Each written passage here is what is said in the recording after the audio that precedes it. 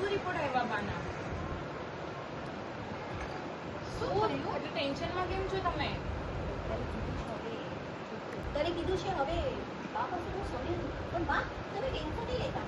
આપણે સારામાં સારા ડોક્ટર પાસે જશું, સારામાં સારા હોસ્પિટલ સારા બધા ઇલાજ કરાવશું. તમે ટેન્શન નહીં લો બા. અરે જલ્દી સારવાર થશે.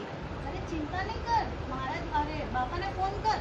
મને હમણાં ગામમાં જવાનું હશે ને તો હું હમણાં ગામમાં ના બા એવું નહીં બોલો. હજી થોડો ટાઈમ છે. તમે બાની વાત તો સાંભળી લો. બા સાચું કહી છે. તમે કાલ બાપાને ફોન કરી જોવો ને. એ વાત સાચી. કંઈક સોલ્યુશન તો મળી જાય આપણને. હા હા જય સ્વામિનારાયણ. બાપા સાથે વાત થશે હમણાં? એક મિનિટ બાપા. હું ભાસ્કર બોલું છું. હું ભાસ્કર બોલું છું.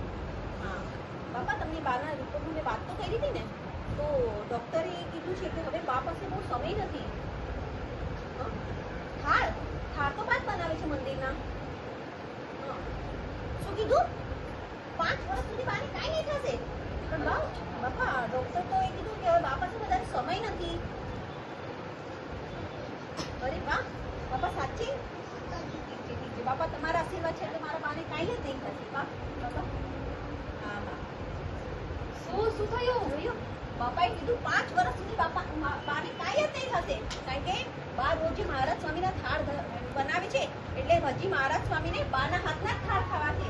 એટલે 5 વર્ષ સુધી બાને કાંઈ ખાવાનું નથી. વાહ બા તમે તો કેટલા લકી છો.